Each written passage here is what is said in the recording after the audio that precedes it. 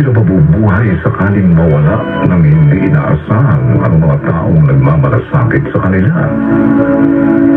Mga kaibigan, narito po ang naging karanasan ni Teddy sa ating dulang sa kanya panahon. Teddy, anak. Ano, ayos ka lang ba? Oo po, tay. Bakit po ba tayo nandito sa kumbento? Kasi nandito yung madre. Nabalitaan ko na magaling manggamot. Si Sister Gina. Ipagagamot niyo ako. Di ba, alam niyo na walang gamot sa sakit ko. Huwag tayong negatibo, anak. Ako, naniniwala ako na gagaling ka. Walang imposible sa Diyos. Kapag ginusto niya, gagaling ka, anak. Huwag nating questionin ang kapangyarihan ng Diyos. Tanggap ko rin naman pong kalagayan ko, tayo. Masaya na po ako kahit na ganito ako. Kung may magagawa lang sana kami sa sakit mo. Tay, pasensya na ako.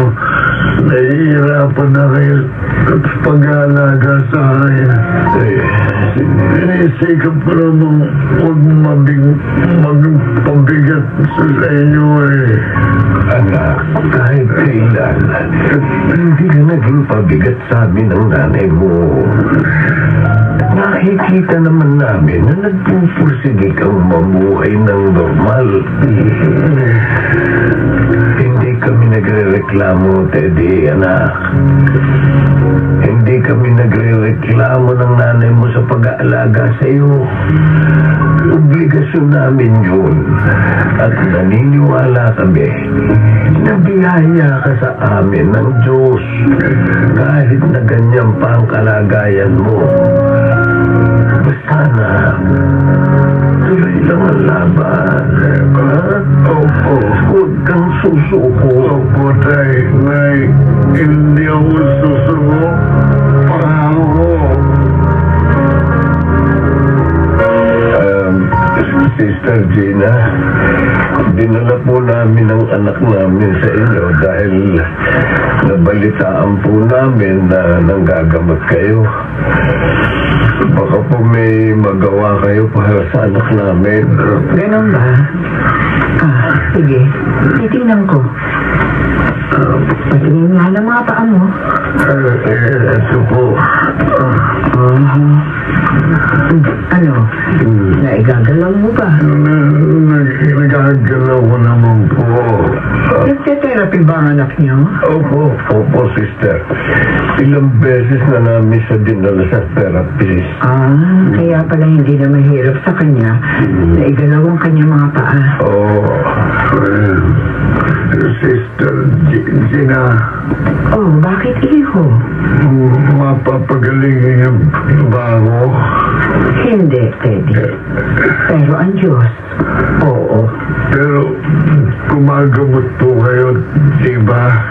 Oo, gumagamot ako. Pero wala akong kapangyarihan para pagalingin ng isang tao. Palagi niyong tatandaan na hindi ako ang gumagamot sa inyo, kundi ang Panginoon. Siya ang mayroong kapangyarihan. At kapag gusto niyang pagalingin ka, gagaling ka. Ako lang ang ginagamit yung instrumento. Sa palagay niyo, gusto ng Diyos na bumagaling ako. Siyempre naman. Bakit naman hindi? Mahal ka ng Diyos. Tulad ng pagmamahal ay binibigay niya sa atin lahat. Tama si Sister Gina, anak. Ang mga katulad mo, Teddy, ang pinagpapala ng malaki ng Diyos. Tandaan mo, huwag kang mawawala ng paniniwala sa Kanya. At kahit kailan, hindi Kanya pababayaan.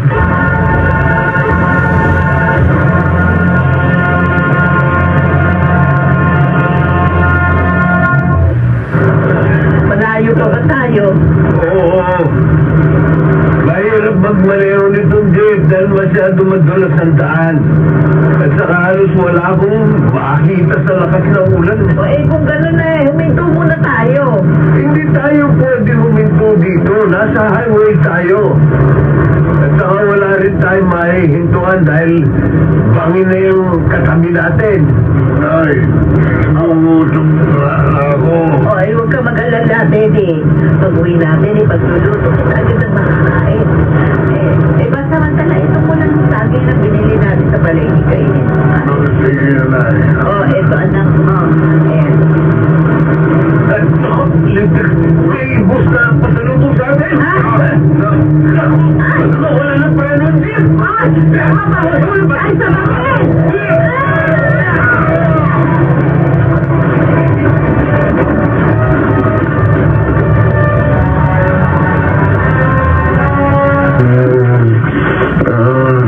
Basta ako. Ay, salamat sa Diyos at nagkamalay ka na, Teddy. Tita, Emma. Huwag ka nang mag-alala. Ligtas ka na, sabi sa akin ng mga doktor. Maswerte ka. Kasi konting ganas lamang ang natamo mo. Nayat, Itay. Kumusta na sila? Nasa ICU pa rin sila hanggang ngayon. Sinisikap ng mga doktor na iligtas sila. At hindi mga sugat ang natamo ng mga magulang mo. Diyos ko, sana iligtas niyo ang mga magulang ko. Teddy, eto ng doktor. Malapit sa atin. Oo. Kumusta na po ang pamangkin ninyo? Anong oras siya nagkamalay? Ngayon lamang, Dok. Ganun ba? O anong nararamdaman mo ngayon? Ito medyo masakit ang buong katawang mo, Dok. Yung mga magulang ko po pala, kung kumusta na sila. Ikinalulungkot ko pero ginawa na namin ang lahat para may salbang buhay nila pero Ano? matindi ang natamo nilang mga sugat. Ano ibig sabihin? Patay na sila. Oo. Nakikiramay ako sa inyo. Diba? Anong gagawin ko? Wala na mga magulang ko. Huwag ka mag-alala, Teddy. Tutulungan kita sa abot ng makakaya. Ako na rin ang kukup sa'yo. Simula ngayon.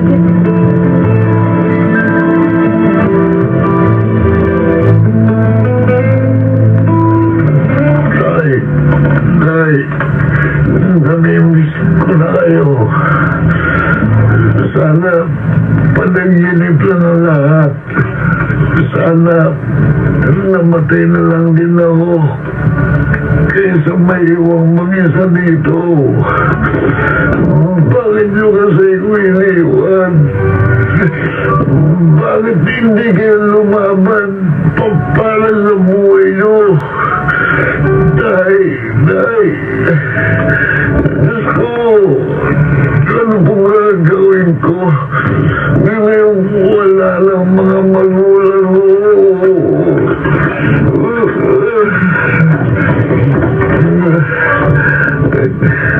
Teddy, pasensya ka na. Ngayon lang ako nakauwi galing ng trabaho. O eto, may dala akong pagkain para sa ating dalawa.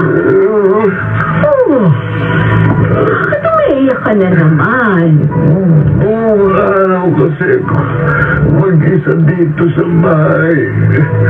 Nalulubot ako. Saka naalala kong tatay at nanay ko. Alam kong nararamdaman mo.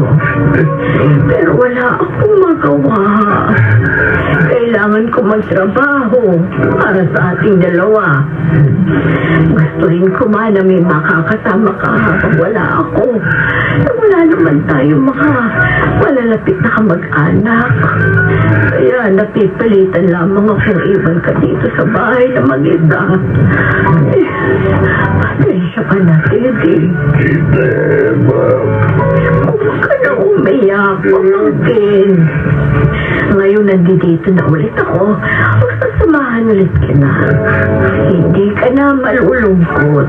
Salamat mo. Inaalagaan niyo pa rin ako. Kahit na alam ko, nahihirapan kayo sa akin. Wala na akong sakit at nakakalakad ako. Hindi po ako magiging pabigat sa inyo. Huwag mo nang sisihin ang sarili mo. Para sa akin, hindi ka pabigat. Ito ay ginagawa ko. Kasi, mahal kita, pamangkin. Ikaw lang ang nag-iisa kong kamag-anak. Kaya gagawin ko ang lahat para alagaan at ibigay sa iyo ang lahat ng pangangailangan mo.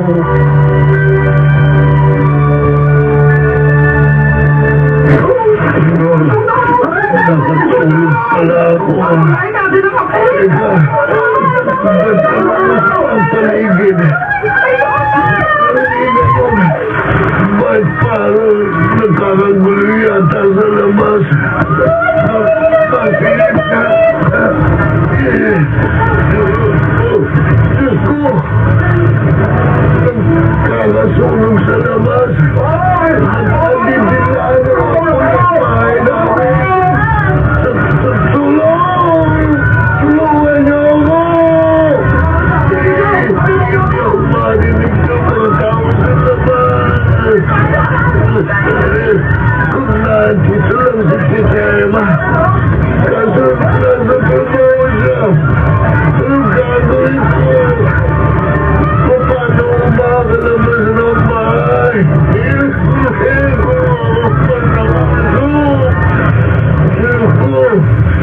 Natatanong mo, nasusunod lang kami ng kusina namin. Kailangan ko makalabas dito. Hindi ko kaya. Hindi ko maigalaw ang mga patkamay ko. Ako, ayaw pa mamatay. Tulong! Palawan na! Tulungan niyo ako makalabas sa nasusunog naming bahay!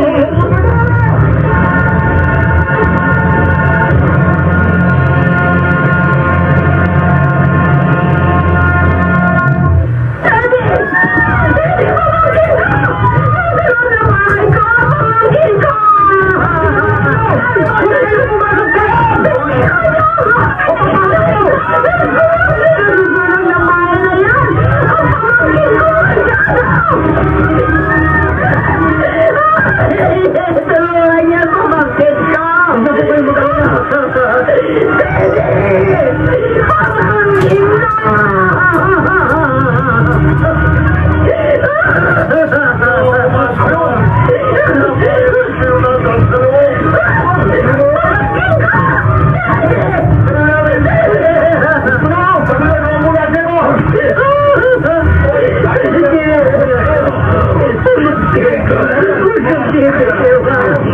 Lumabang ka para sa buhay mo. Huwag mo umiiwan. Debbie!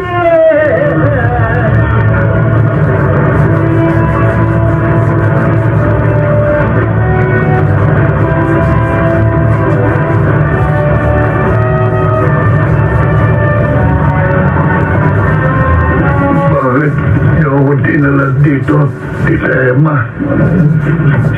Bahay, ang punang po ba ito?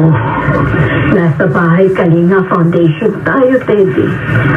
Dito dinadala at inaalagaan yung mga matatanda at yung mga may kapansanang katulad ko. Dadalhin niyo na ako dito. Iiwan niyo na ako. Patawarin mo ako, Teddy. Pero kailangan kong gawin ito. Ayoko sana mawalay ka sa akin. Pero hindi kita naaalagaan mabuti. Dahil mag-isa lamang ako. Kailangan kong kumayod. At saka DSWD na rin ang nag-recommenda sa akin na dalhin ka dito. Teddy, ayoko maulit yung nangyari sa iyo nung magkasunog sa lugar natin. Muntik ka nang mamatay. Kung dito kita ilalagay. Maalagaan ka nila ng maayos. Hindi ka mapapahamak. Tita, Huwag ka mag-alala, pamangkin. Palagi kitang dadalawin dito. Hindi kita iiwan at tuluyan. Kaya huwag ka na umiyak. Sana maintindihan mo ako kung bakit kailangan kong gawin ito. Tita Emma. Huwag ka na umiyak, Teddy. Kapag umayos na ang buhay ko, pangako, kukunin kita ulit. Sige po. Hihintayin ko po kayo palagi sa pagbabalik niyo. Basta't palagi mong tatandaan, Teddy. Mahal na mahal kita. Tita, Palagi kitang ipagdarasal sa Diyos. Sige na, Teddy. Nandiyan na yung mga mag-aalaga sa'yo. Paalam, pamangkin ko. Kung babalik din ako. paalam po, tita. Mag-iingat kayo palagi.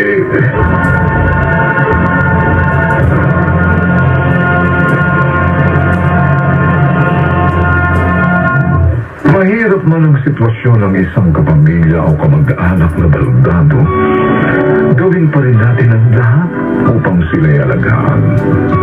Huwag natin silang sukuan at sa halip ay iparamdam natin sa kanila na mahalaga sila sa kabila ng kanilang kapansanan. Huwag natin silang ituring na pabigat. Sa halip ay ituring natin silang mahal sa buhay. At gagabayan tayo ng Panginoong Diyos sa kanyang panahon.